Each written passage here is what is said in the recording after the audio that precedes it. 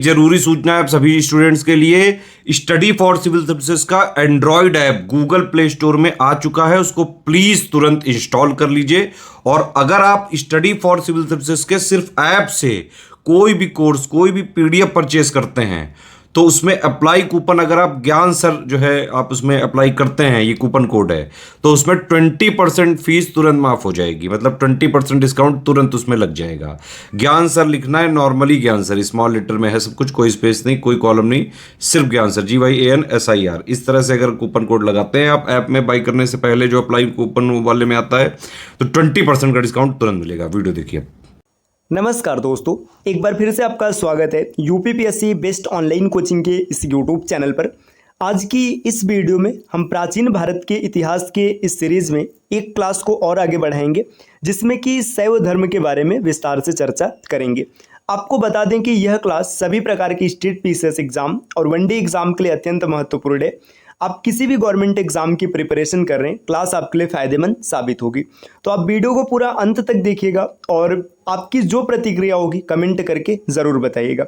दोस्तों, अगर आप टीम के पेड कोर्सेज से जुड़ना चाहते हैं पीसीएस के कंप्लीट प्रिपरेशन के लिए, तो इन दिए गए नंबर पर कॉल या व्हाट्सएप करके आप टीम के पेड कोर्स से जुड़ने की प्रक्रिया समझ सकते हैं। इसके अतिरिक्त ये ज्ञान सर का व्हाट्सएप नंबर है, आप यहाँ से व्हाट्सएप के माध्यम से भी जानकारी प्राप्त कर सकते हैं। और हाँ, अगर अभी तक आपने प्ले स्टोर से स्टडी फॉर सिविल सर्विसेज का एप्लीकेशन इंस्टॉल नहीं किया तो इसे इंस्टॉल करना ना भूलिएगा। एप्लीकेशन के माध्यम से आप किसी भी कोर्स को परचेस करते हैं और वहाँ पर कोड अप्लाई करते हैं ज्ञान सर, तो आपको अप टू 50% तक डिस्काउंट देखने के लिए मिल सकता है। और ये ऑफर लिमिटेड टाइम के लिए, तो जल्द से जल्द आप उन कोर्सेज को परचेस कीजिएगा जिस एग्जाम की आप प्रिपरेशन कर रहे हैं। अब बढ़ते हैं आगे अपने क्लास की ओर। देखिए, शैव धर्म ये भगवान शिव से संबंधित है, बाबा भोलेनाथ से संबंधित है। तो बात करेंगे इसके बारे में। देखिए, शिव प्रागैतिहासिक देवता है, मतलब ये प्रागैतिहासिक काल से ही देवता के रूप में पूजे जाते रहे। शैव धर्म भारत का प्राचीनतम धर्म है। शिव के अन्य नाम पशुपति, कर्पदिन, कर्पलिकिन, महाभिषक, कृत्तिवास, पर्वतों के स्वामी है। देखिए, भगवान शिव के अन्य अलग अलग नाम हैं जो कि ग्रंथों में देखने के लिए या फिर ऐतिहासिक दस्तावेजों से प्राप्त होते हैं। ये सब प्रमुख नाम यहाँ पर दिए गए। इसके बाद शिव से संबंधित धर्म शैव धर्म कहा जाता है। जो भगवान शिव से जुड़े हैं उसे शैव धर्म कहते हैं। शिव के उपासक को शैव कहा जाता है, तो जो शिव के उपासक है उन्हें शैव कहा जाता है। सिंधु घाटी के लोग शिव की पूजा करते थे। इसका प्रमाण मोहनजोदाड़ो से प्राप्त एक मोहर है जिस पर योगी की आकृति बनी है। योगी के सिर पर एक त्रिशूल जैसा आभूषण है तथा इसके 3 मुख हैं। मार्शल महोदय ने इन्हें रुद्र शिव से संबोधित किया है। तो जो प्राचीन काल में जो सिंधु घाटी सभ्यता या फिर सैंधव सभ्यता है, उस समय के लोग भगवान शिव का पूजा करते थे। इसका प्रमाण किससे मिलता है? मोहनजोदाड़ो से एक मोहर प्राप्त हुआ जिससे ये प्रमाणित होता है। और मार्शल ने क्या कहा है? भगवान शिव को रुद्र का दर्जा दिया है। ऋग्वेद में शिव को रुद्र कहा गया है जो अपनी उग्रता के लिए प्रसिद्ध है। रुद्र को समस्त लोकों का स्वामी वाजस्नेयी संहिता के शतरुद्री मंत्र में कहा गया है। तो देखिए, भगवान शिव को जो रुद्र कहा गया ये किस में कहा गया? ऋग्वेद में कहा गया। और वाजस्नेयी संहिता, इसमें भगवान शिव को समस्त लोकों का स्वामी कहा गया। अथर्ववेद में इन्हें पशुपति, भव, भूपति आदि कहा गया। पतंजलि के महाभाष्य से पता चलता है कि 2री सदी ईसा पूर्व में शिव की मूर्ति बनाकर पूजा की जाती थी। महाभाष्य में शिव के अनेक नामों का उल्लेख मिलता है, जिसमें से प्रमुख नाम यहाँ पर दिए गए रुद्र, महादेव, गिरीश, भव, सर्व, त्रयंबक इत्यादि। कुषाण शासकों के सिक्कों पर शिव, वृषभ और त्रिशूल की आकृतियां मिलती हैं। उदयगिरी गुहालेख से पता चलता है कि चंद्रगुप्त द्वितीय का प्रधानमंत्री वीरसेन ने उदयगिरी पहाड़ी में एक शैव गुफा का निर्माण करवाया था। कुमारगुप्त के समय में खोह तथा करमडंडा में शिवलिंग की स्थापना करवाई गई थी। तो ये सब बिंदु इंपॉर्टेंट है, इसे याद रखिएगा दोस्तों। आगे यहाँ पर दिया, गुप्त काल में नचना कुठार में पार्वती मंदिर और भूमरा में शिव मंदिर का निर्माण करवाया गया था। तो नचना कुठार का पार्वती मंदिर ये गुप्त काल में निर्मित हुआ है और भूमरा में शिव मंदिर ये भी गुप्त काल में निर्मित करवाया गया। कालिदास ने कुमार संभवम में शिव की महिमा का गुणगान किया है। चंदेल शासकों द्वारा खुजराहों का प्रसिद्ध मंदिर कंदरिया महादेव मंदिर निर्मित कराया गया। देखिए, कंदरिया महादेव मंदिर ये चंदेल शासकों ने निर्मित करवाया है।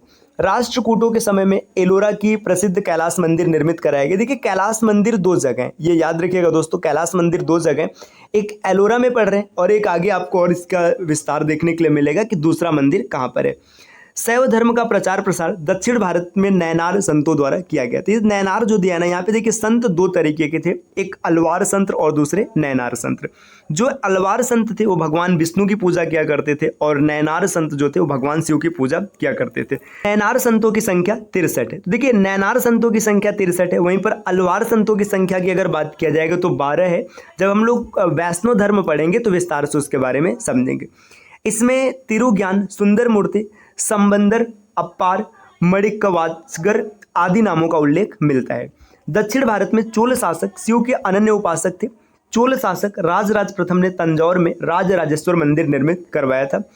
कुलोतुंग प्रथम एक कट्टर शैव था। देखिए जो कुलोतुंग प्रथम है ये कट्टर शैव था, मतलब भगवान शिव का कट्टर भक्त था। इसने शिव के प्रति अतिशय श्रद्धा के कारण चिदंबरम मंदिर में स्थापित विष्णु की मूर्ति को उखाड़कर समुद्र में फेंक दिया था।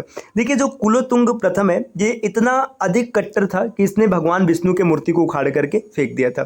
अब शैव धर्म के प्रमुख संप्रदाय की बात करेंगे तो शैव धर्म कई संप्रदायों में विभाजित है। यहाँ पर B.S. पाठक ने पूर्व मध्ययुगीन शैव संप्रदायों से जुड़े कुछ अभिलेखों का अध्ययन किया था। देखिए V.S. पाठक ने यहाँ पर बताया कि शैव धर्म कितने संप्रदाय में विभाजित है। शिव भागवत संप्रदाय, तो शिव भागवत का सबसे पहला उल्लेख पतंजलि के महाभाष्य में हुआ है। मत मयूर संप्रदाय, चेदी वंश के अभिलेखों में इस संप्रदाय का उल्लेख मिलता है। आगमंत संप्रदाय, इसका संस्थापक कौन है? ये घोर शिवाचार्य जी हैं। शुद्ध शैव संप्रदाय, इसके संस्थापक है श्रीकांत शिवाचार्य जी। पाशुपत या लाकुल संप्रदाय, तो इसके संस्थापक है लकुलिस। ये प्रश्न वनडे एग्जाम में कई बार बनाए कि पाशुपत संप्रदाय के संस्थापक कौन है, तो ये लकुलिस है। ये अब देखिए यहाँ पे इन्होंने कब स्थापना किया था? द्वितीय ईसा पूर्व में। यह शैव धर्म का सबसे प्राचीनतम संप्रदाय माना जाता है, तो लाकुल या फिर इसे पाशुपत संप्रदाय कहते हैं। अब दोस्तों यहाँ पर दिया है शैव धर्म से संबंधित प्रमुख स्थापत्य, मतलब शैव धर्म से जुड़े प्रमुख मंदिर कहाँ पर स्थापित किए गए। तो यहाँ पर जितने भी मंदिर के नाम दिए गए ये सब मंदिर भगवान शिव या फिर उनसे संबंधित पार्वती का मंदिर है। देखिए लिंगराज मंदिर ये भुवनेश्वर उड़ीसा में स्थित है। शिव मंदिर ये भूमरा मध्य प्रदेश में स्थित है और गुप्त युग में इसका निर्माण करवाया गया था। पार्वती मंदिर नचना कुठार में स्थित है, अभी पीछे हम लोगों ने देखा है। कैलाश मंदिर, देखिए मैंने बताया था कैलाश मंदिर दो जगह, एक मंदिर है कांची का कैलाश मंदिर जिसका निर्माण पल्लव शासकों ने करवाया था। तो अगर कभी पेपर में क्वेश्चन बनेगा कि कैलाश मंदिर का निर्माण किसने करवाया, तो वहां पर विकल्प पर निर्भर करेगा कि किसकी बात की जा रही। जो कैलाश मंदिर कांची में है ना, इसका निर्माण पल्लव शासकों ने करवाया। अब इसमें देखिए शासक का नाम है नरसिंह वर्मन द्वितीय ने। और जो कैलाश मंदिर एलोरा में है, एलोरा मतलब महाराष्ट्र में, इसका निर्माण राष्ट्रकूट शासक कृष्ण प्रथम ने करवाया था। तो दोनों मंदिर याद रखें। कंदरिया महादेव मंदिर, इसका निर्माण चंदेल शासकों ने करवाया है। रुद्र महाकाल या रुद्रमाल मंदिर गुजरात के शासक जय सिंह सिद्धराज ने काठियावाड़ में सिद्धपुर में करवाया। तो देखिए रुद्र महाकाल मंदिर कहाँ पर है? गुजरात के काठियावाड़ शहर में स्थित है। बृहदेश्वर मंदिर ये चोल शासक राजराज प्रथम के द्वारा तंजौर में निर्मित करवाया गया। तो बृहदेश्वर मंदिर कहाँ पर है? तंजौर का मंदिर है। यह भारत का सबसे बड़ा मंदिर है, ये भी याद रखिएगा कि बृहदेश्वर मंदिर भारत का सबसे बड़ा मंदिर है। सोमनाथ मंदिर यह गुजरात के काठियावाड़ में स्थित है। सोमनाथ मंदिर के बारे में कौन नहीं जानता है? विदेशी आक्रांताओं ने इस पर कई बार हमला किया, तो आप उस आक्रांता का नाम कमेंट करके बताइएगा जिसने सोमनाथ मंदिर पर आक्रमण किया है। नटराज मंदिर ये चिदंबरम तमिलनाडु में स्थित है। विश्वनाथ मंदिर वाराणसी उत्तर प्रदेश में, जिन्हें की काशी नगरी या बाबा भोलेनाथ की नगरी के नाम से जाना जाता है। विरूपाक्ष मंदिर ये हम्पी कर्नाटक में स्थित है। तो दोस्तों ये भगवान शिव के कुछ प्रमुख मंदिर है। अब यहाँ पर देखिए दिया है कि शैव धर्म से संबंधित देश के विभिन्न भागों में स्थित 12 ज्योतिर्लिंग है। अब इन ज्योतिर्लिंग के नाम यहाँ पर दिए गए। सोमनाथ है ना, यह है नागेश्वर जो द्वारिका के समीप है। केदारनाथ है ना, विश्वनाथ जो कि काशी बनारस में है। वैद्यनाथ महाकालेश्वर उज्जैन में। आगे दिए ओमकारेश्वर ये मध्य प्रदेश में स्थित है। भीमेश्वर ये नासिक में है। त्र्यंबकेश्वर ये भी नासिक में। घुमेश्वर है ना, आगे मल्लिकार्जुन मंदिर ये आंध्र प्रदेश में, और रामेश्वरम जो कि तमिलनाडु में है। और रामेश्वरम मंदिर भारत के सबसे दक्षिणतम बिंदु पर स्थित मंदिर है।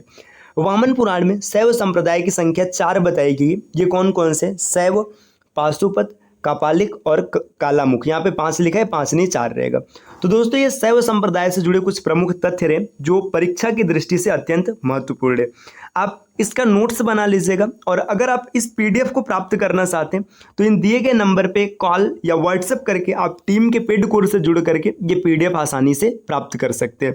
इसके अतिरिक्त प्ले स्टोर से स्टडी फॉर सिविल सर्विसेज का एप्लीकेशन इंस्टॉल करके भी आप ये पीडीएफ प्राप्त कर सकते हैं। दोस्तों अब आपसे मिलते हैं अगले वीडियो में कुछ नए प्रश्नों के साथ, कुछ नए कॉन्सेप्ट के साथ। तब तक के लिए नमस्कार।